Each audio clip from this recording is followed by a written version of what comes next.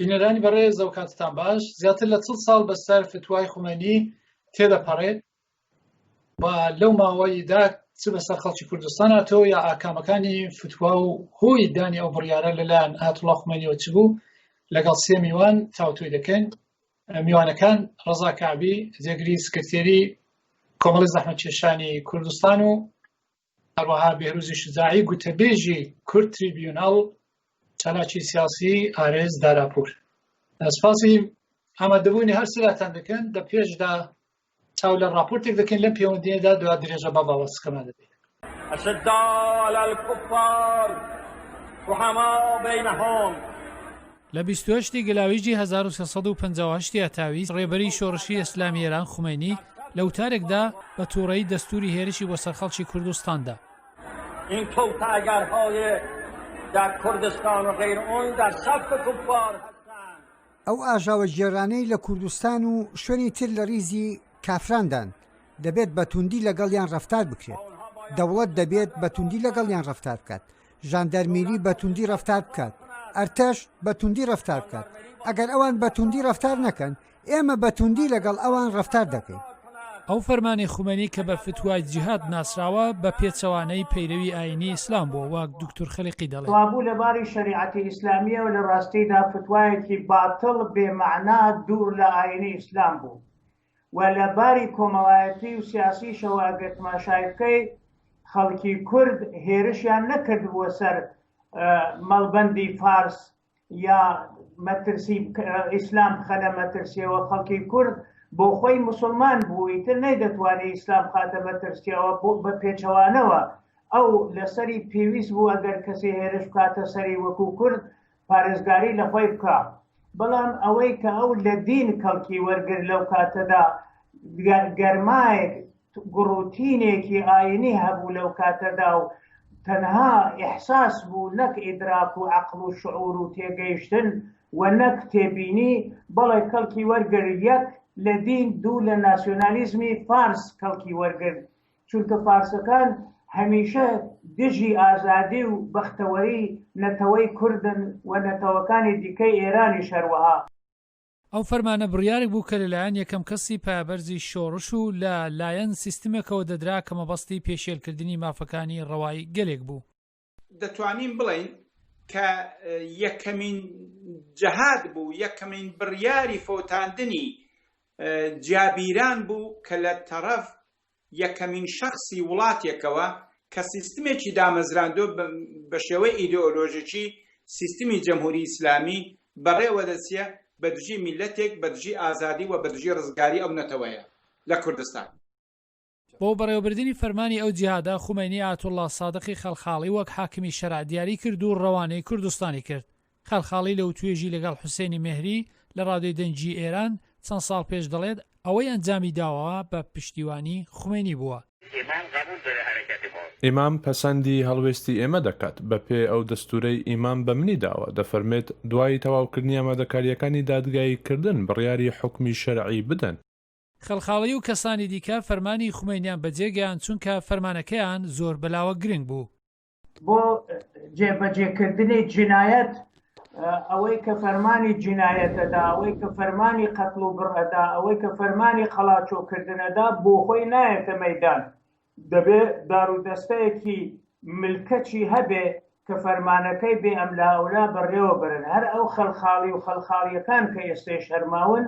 ئەوان فەرمانی خواکەی خۆیان بەڕێوە نابن، بەڵام بۆ فریودانی خەڵک بۆ ئەوە بڵێن ئێمە لەژێر فەرمانی وەلی فەقێداین، فەرمانی وەلی فەقێ لە فەرمانی خوا بەلایەنەوە گەورەترە. هەر بۆیە ئەوان فەرمانی وەلی فەقێ بەڕێوە بن با خەڵکی فەقیر و هەژار و بێگوناه و بێتاوانیش بکەوێتە ژێر داسی مەرگیان. لە فەرماندان و جێبەجێکردنی خومێنی و خەڵخاڵی لە نزیەکەوە لەگەڵ یەک هاوکاریان دەکرد. من پێم وایە هەم خەڵخاڵی ڕازی بۆ لە بەجێگەیاندنی بڕیارەکانی کە خومێنی لە ڕاستیدا بۆی نووسیوە،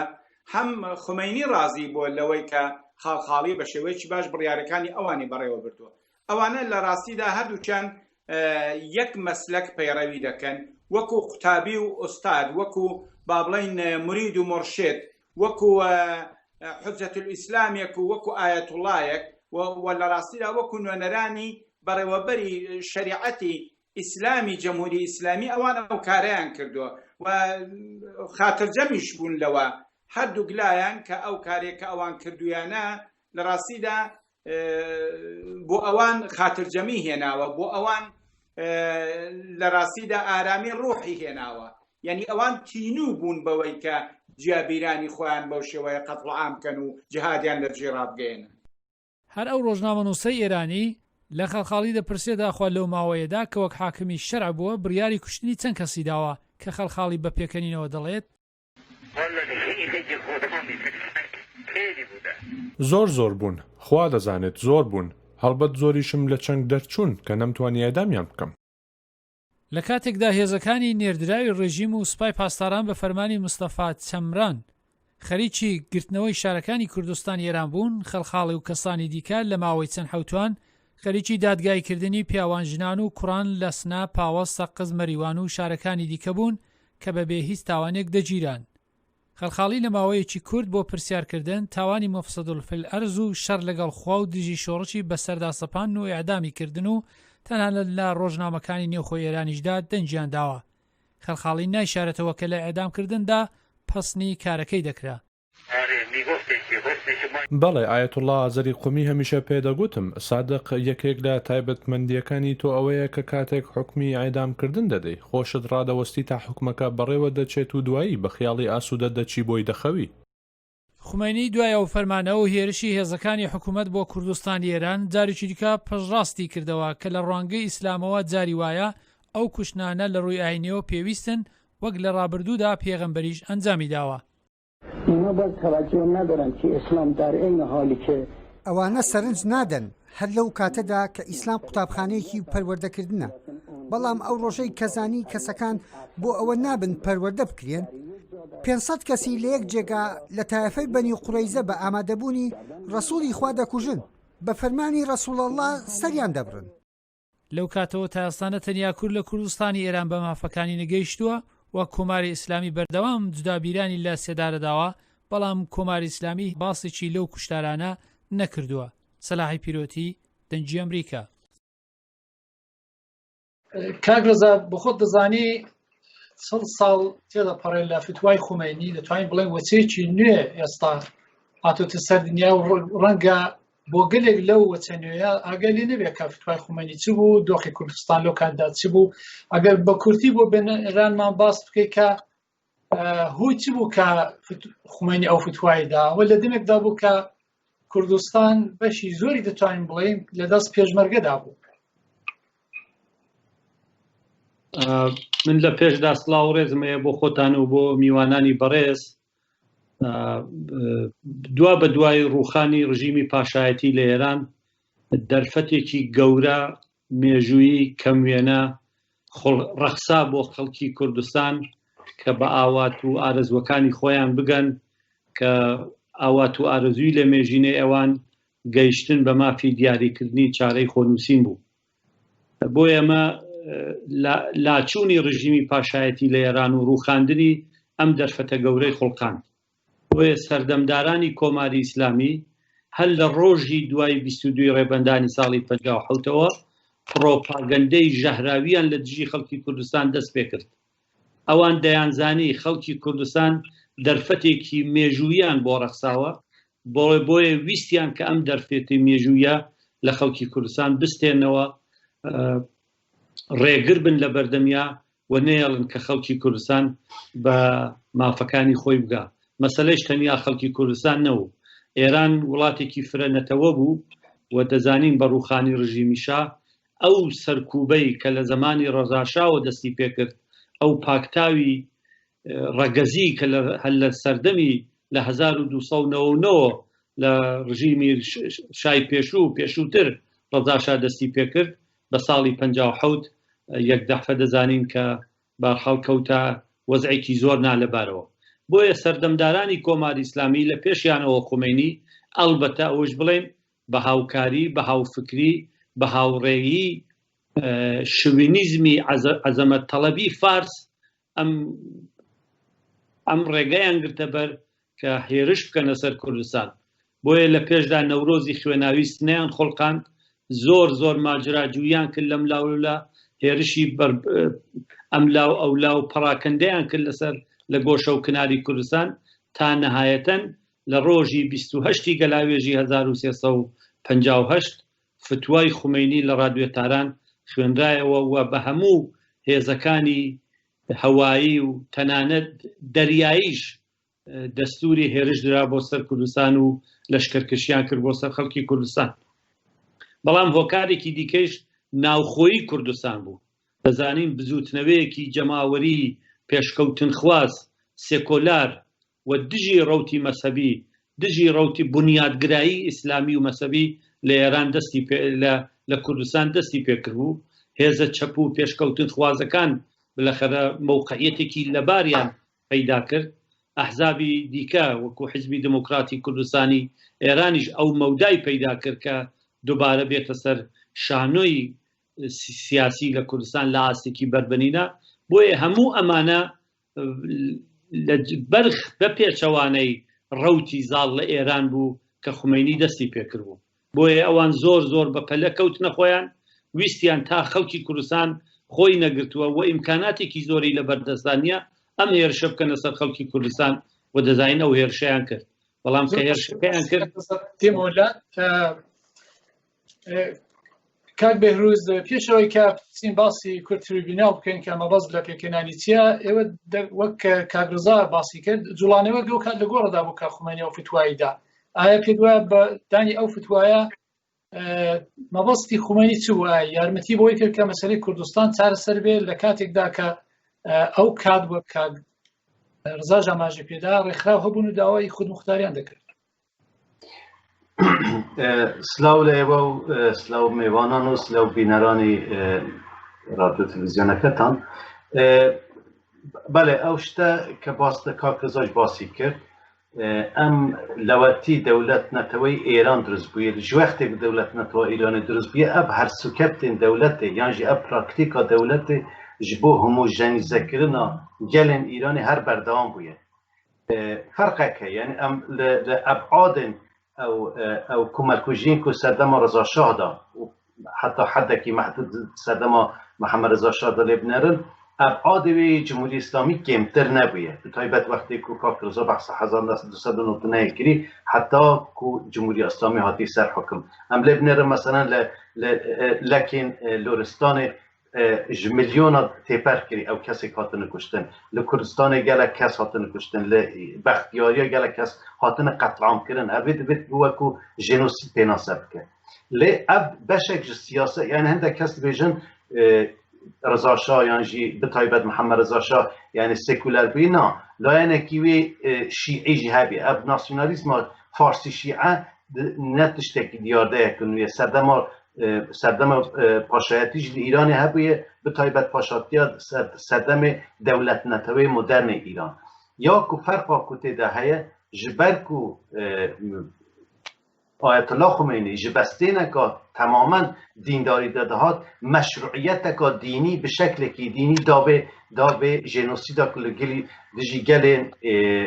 غیری فارس به تایبەت دیجی گل کرد هات پیرف کردن. اوجی یک جهنگابن که مال اسلامی بو جبو تقویت دا پیگه خود وکی گودیسا کاغرزا اشاره که لسر عظمت طلبی فارس لسر حاکمیت دا که ده قیران دا بو، لسر حکومت دا که سردمه ده قیران دا بو، به تایبەت عالی گلین کرد، گل ترکمن، بلوچ او هنده گلیدن هندک دیگه و حاکمیت ایران دهات وکو آلینگار کردن. جبوک ابان آلینگاری را که او فتوا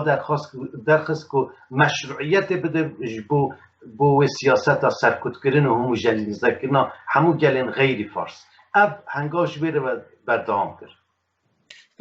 دمولت کاک بێهروز، کاک عارێز، کەسانی وەک بەڕێز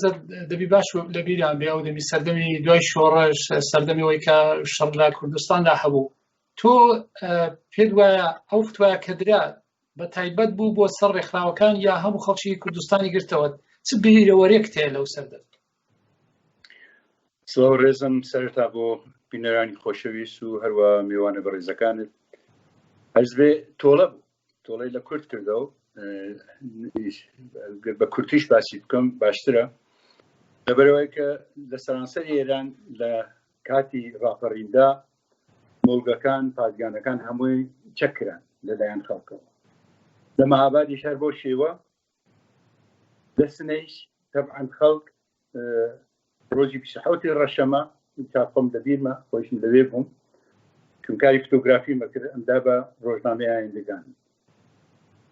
فۆتۆگرافی ئایندەکان بووم ئەوەدەمەمە ئەودار کە مۆڵگەکانی مەهاباد بێتەقە چەکران و هەروە سنەیش تەقۆلیدانێکی لێو بوو بەڵام سبەینێ ڕۆژی چەکردنەکی پادگانەکە دەستی کرد بە تەقە و بەحاڵ خەڵکیی کوشت بەڵام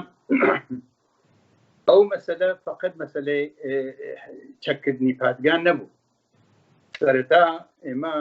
ئەمانزانی کە دارودەسەی مفتیزادە و ئاخوندێک بەناو سەفتەری لە شاری سنە خەریک پیلانگێڕی ئەوەش بوو کە بەحاڵ سیروی شاریان چۆن کرد بوو بە دەنگدانەوەی ئەو خەبەرە تقریبان توانم بڵێن جەماوەری خروشان هاتنە بەر مەقەرەکەی سەفتەری خۆپیشاندانیان کرد دارودەسەی سەفتەری تەقییان لە خەڵک کرد دەبان پێشمەرگەکانیش بێدەنگ نەمان و بەحاڵ بوو بە فەرتەنە و تاقمێک لە دارودەسەی سەفتەری و کۆماری ئیسلامی ئەو دەما کرد ئێسلاهیش تا سپاس شکڵی نەگرت بوو وەکو کومیتەی ئیمام پیانەوت چەکران و تاقمیکیشیان کوژیان بەحاڵ ئەو چتە بوو بە خاڵێک کە شاری دابەر پمپارە و تۆپ و خەناسە و ئەو وەزیفەی لێکەوتەوە کە نۆرۆزی خوێناوی پێ دەڵێن لە واخادا لە مێژووی شاری سنەماوەتەوە پاشان وەفدێک لەلایەن ئایەتوڵا خومینی و بە فەلە نێردرا کە ئایەتوڵا تاڵقانی ڕێبەری دەکرد لەم لایشەوە شۆرای هەمایەندی گەری کورد پێکات بوو نەمر دکتۆر قاسملو نەمر فوادی مصطفی سوڵتانی و بەڕێز مامۆستا شیعزدین و هەروەها بێروزی سلەیمانی لە تەرەف سازمانچیەکانەوە ئەو وەفدا شۆرای هەماهەنگیە لەگەڵ دانوستانیەکە کە لەگەڵ وەفدی حکوومەتاکردیان کە ئاغای بەنی سەدر و ئاغای تاڵقانی و ڕەفسەنجانی و ئێتر ئەوانەی وا لەبیر مەداریوش فروهەر ومانە هەمویان هاتوونە شاری سنە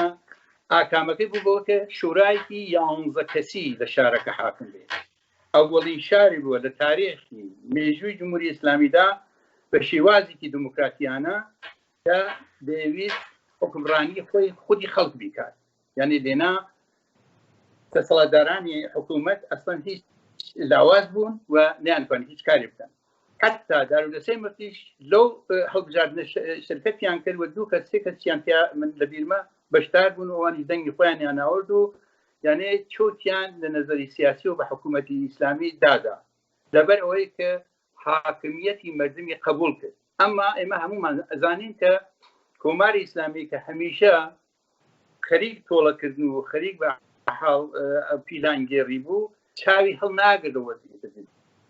لە نەتیجە لە مەریوانەوە هەڵسا دەستیدایە ئەو پیلانە خەڵکیدایە بەردەستڕێژ ئاوارە بوون خەڵک جەماعەتی گر بەجید بردیانی پادگانی موسکی مەریوان و ڕێپێوانێک سازرا ئەو ڕێپێوانە بوو بەهۆی ئەوەی کە بە حاڵ خەڵک بەرەو مەریوان ڕێپێوانێکی تایبەتی بکەن و ئەوە لە مێژووی بازم کوردستاندا ماوەتەوە کە بە شێوازێکی مەدەنی بە شێوازێکی هێمن کە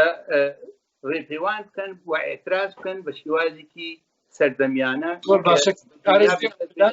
ئەوەز ئاوایە دوای ئەوە کە دوای ئەو وەزیەتەی ڕێپێوانەکەی ئێتر ئەوە بوو فەرمانەکەی دەرکرد و ئەوانە تەحمڵ ناکرد جمهوری ئیسلامی چون دەنگدانەوەی زۆر لە دنیا لە میدیاکانە زۆر دەمەولات کاک ڕزا ئێوە لە بنەماڵدا دوو خوشکتان بە فەرمانی خەڵخاڵی کە دەستوری ئەعدامیدان ئێدامەکەش لە دوایدا جێبەجێکرا لە ڕاستیدا هۆی چ بوو کە ئەو دوو خوشکەی ئەوە بڕیاری ئەعدامیان لەسەر بدەیانی کارەکان چ بوو ئەگەر بیرۆوەیەکت هەیە لیانە بۆ بینەران باس بکەی کە بینەران ئاگادار دەکەینەوە دوو خانمەی کە وێنەکە پێشتر دیت ئەمە هەردوو خوشکی کاک ڕزا فەرمووی کاتێککە خومینی فتوای جەهادی دەرکرد دوای لەشکەرکەشی بۆ سەر کوردستان خەڵخاڵی دەگەیشتە شارەکان و کۆمەڵێک ئیعدام یا کۆمەڵکوژی لە ڕاستیدا دەست پێ دەکەن لە ئیعدامی پادگانی مەریوان لە فرودگای سنە فڕۆکەخانەی سنە لە پادگانی سەقز و لە پاوەیش کۆمەڵێک ئیعدام کران کە بە هیچ جۆرێک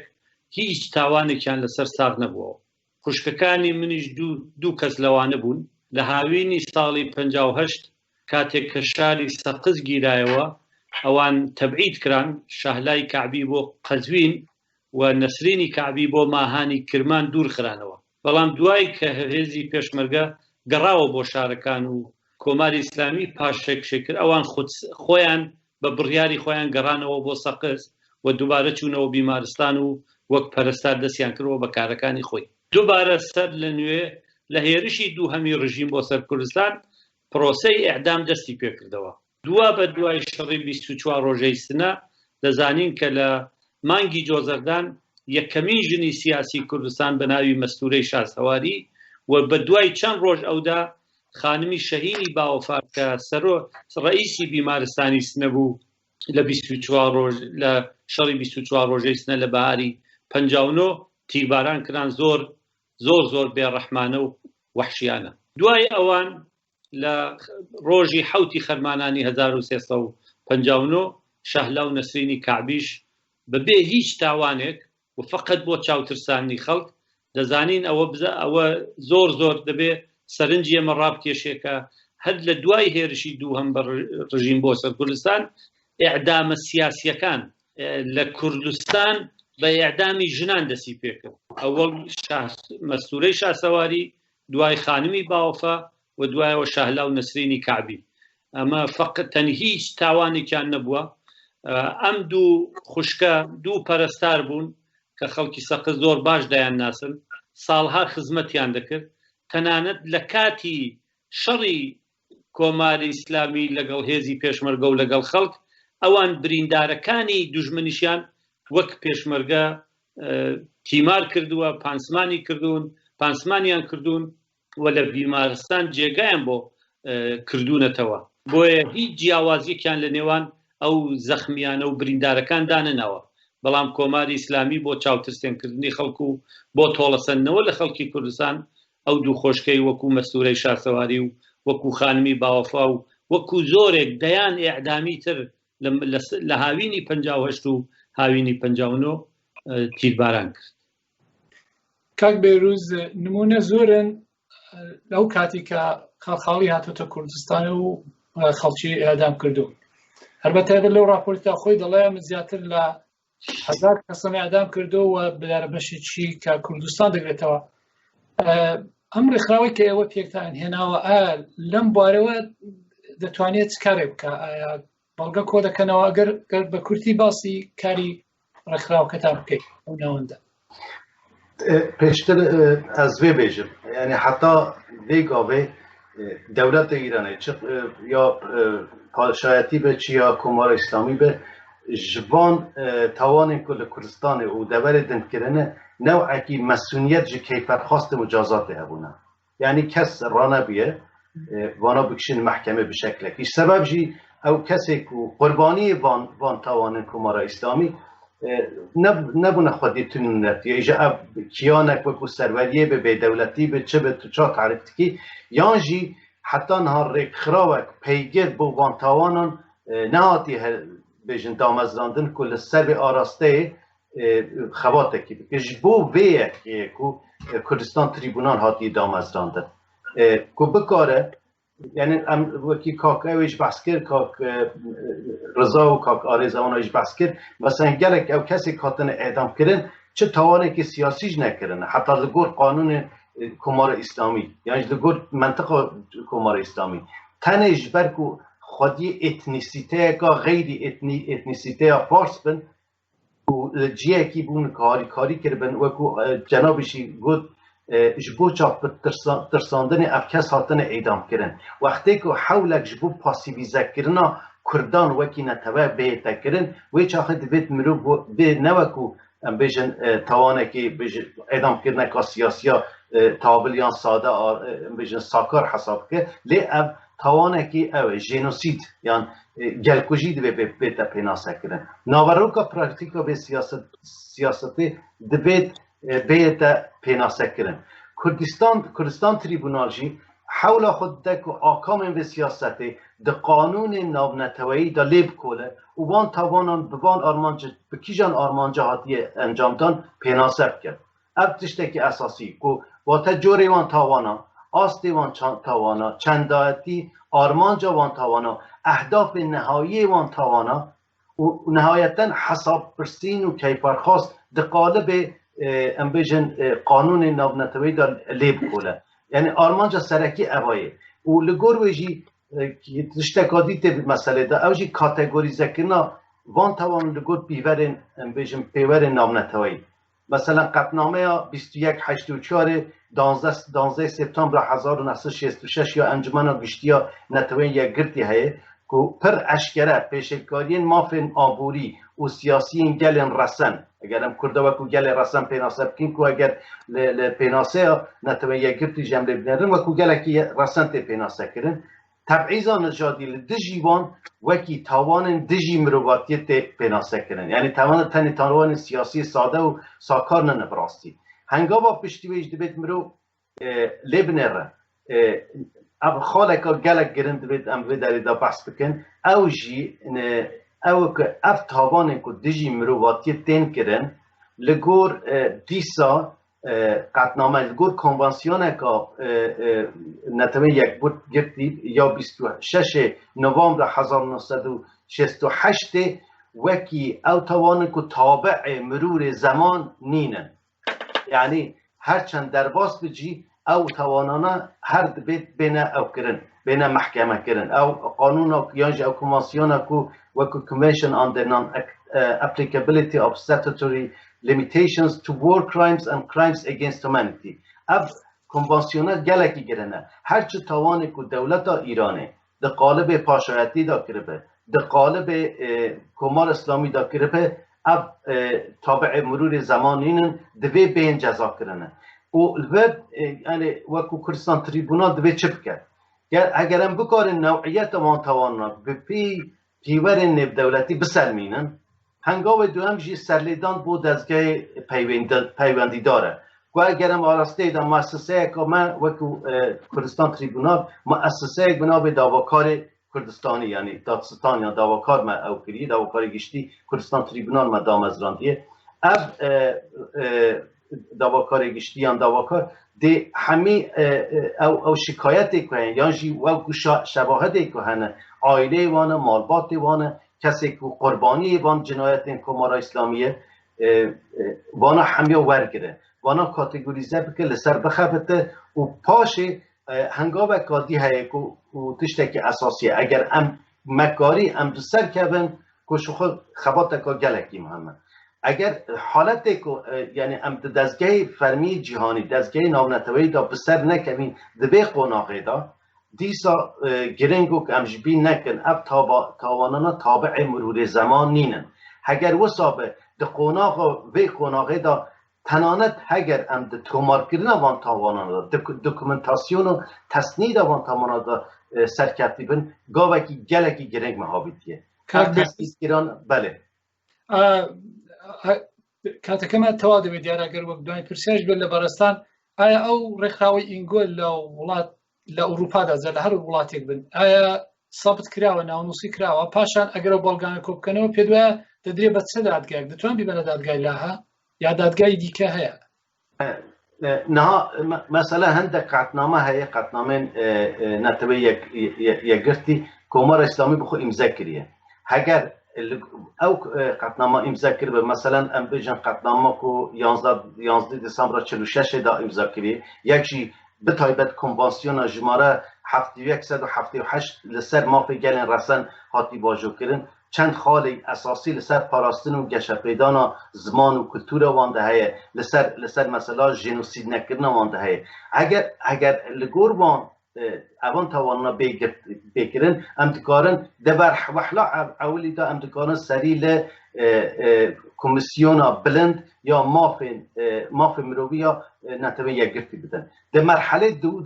دویم دا اگر مثلا سازیه که وکو جناب تفهمو لاحه بید یا رخراو کادی یا قانونی بید ام سری بدن او هندک مثلا باکوندێکی ڕەحەت مثلا دادگەها ئەوروپای هەیە دەکەن سەری لێ بدەن لێش بۆ ئیران ئەو ئیمکاناتنە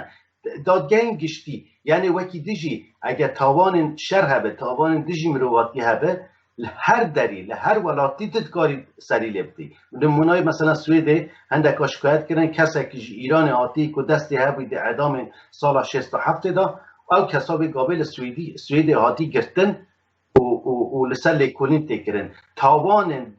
dijî mirovatiyê û tawanên şer bi taybet tawanên dijî mirovatiyê li ku derê bi taybet welatekî demokratîk û dewleta yasayla hakim bi didkarî wê derê yekser bidî mehkemê lê hengava wekî min gotî hengava esasî divê merhelê da divê em wan tawana tesnîd bikin dokument bikin û di merhela dû da kategorîze bikin û paşê jî hêdiyê dî serî lê bidin mehkemên neteweyî ne mehkemên national li van welatana yan ji mehkemê navneteweyî lê tişta esasî ew ku ew qanûnê navneteweyî tabiyetê li serûyê hemû qanûnên nasyonel qanûnên neteweyî wan welatanayê di ku derê tu bidî ew esasen xalekî giring e ne tabiê mirûrê zemana em dikarin wan tawana îro ji ne bi roja sibê jî kumara Îslamî bikişînin mehkemê daxil لە کۆتایی بەرنامە نزیک دەبینەوە کاک ڕەزا ئەگە بە کورتی ئەگە دەقەدا بڵێ کە ئایا لەو کاتەوە کە خومەینی فتوای داوە تا ئێستا سیاسەتی کۆماری ئیسلامی بەرامبەر بە کوردستان بەگشتی گۆڕاوە یان نەگۆڕاوە نەخێر نەتەنیا نەگۆڕاوە بەڵکو هەر کات کە کۆماری ئیسلامی دەکەوێتە پەلەقاژێەوە تووڕەیی خۆی و جەنایەتی خۆی لە کوردستان زیاتر دەکات دەزانێت کوردستان خۆڕاگرترین بەشی ئێران بووە لە دژی کۆماری ئیسلامی و زۆر مەترسی گەورە بۆ سەرخۆی هەست پێیەکا بەهۆی ئەو خۆڕاگری کە لە کوردستان هەیە بۆیە وێڕای ئەوەی کە کۆماری ئیسلامی چ لە شەڕی ئێران و عێراق چ دواتر لەم ساڵانە و چ لەم ساڵانەی ئەخیریش کە لەگەڵ ڕاپەڕین و شۆڕشی جەماوەری ڕوبەڕوو بووە لە کوردستان هێزی کەم نەکردوێتەوە سەدها هەزار هێزی داگیرکەری کۆماری ئیسلامی بە ئەرتەش و بە سوپای پازاران و بە ئیتلاعاتی و هێزی ئینتیزامی و لیباس شەخسیەوە خەریکن حاکمیەتی کۆماری ئیسلامی لە کوردستان ئەپارێزن بۆیە نەتەنیا هیچ کەمی نەکردووە بەڵکو ڕۆژ بە دوا ڕۆژ مەترسی گەورەیە خەڵکی کوردستان بۆ سەر کۆماری ئیسلامی چون بلەخەرە زۆر سەربەرزانە خەڵکی کوردستان پاش 41 ساڵ لە هێرشی کۆماری ئیسلامی بۆ سەر کوردستان لە بەرزترین لووتکەی خۆڕاگری و خەبات بۆ گەیشتن بە مافی دیاریکردنی چارەنووس ڕاوەستاوە جغرافیای سیاسی کوردستان بە نسبەت ساڵی 1350 کە خومەینی فتوای دەرکرد لە دژی خەڵکی کوردستان پانوبەرینتر بووەتەوە بزوتنەوەی ڕزگاری نەتەوەی لە کوردستان زۆر بەرفەراوانتر بووەتەوە دوو ئوستانی کوردنشینی گەورە وەکو ئیلام و کرماشا کە لە سەردەمی فتوای خومەینی بۆ سەر کوردستان لە دەرەوەی بازنەی بزافی ڕزگاری خوازی کورد ڕاوەستا بوون ئێستا کۆڵەکەی ئەو بزوتنەوەیە هەر بۆیە زۆر مەترسی گەورەیە بۆ سەر کۆماری ئیسلامی و کۆماری ئیسلامی زۆر دڕندانەتر لە جاران دەیهەوێ ئەم خەڵکە سەرکوت سپاسی هەر سێلاتان دەکەین بۆ بەشداری لە پرۆگرامی ئەم حوتوی ڕوانگە کە بە تایبەت بوو سەبارەت بۆ کە 40 ساڵ بەسەر فتوای خومەینیدا تێدەپەڕێ سپاسی هەر سێگلاتان دەکەین بینەرانی بەڕێز بەنجۆراتینە کۆتایی پرۆگرامی ئەم جارە هەتا حوتویەکی داهاتوو بەرنامەیەکی دیکە هەر تەندروست بن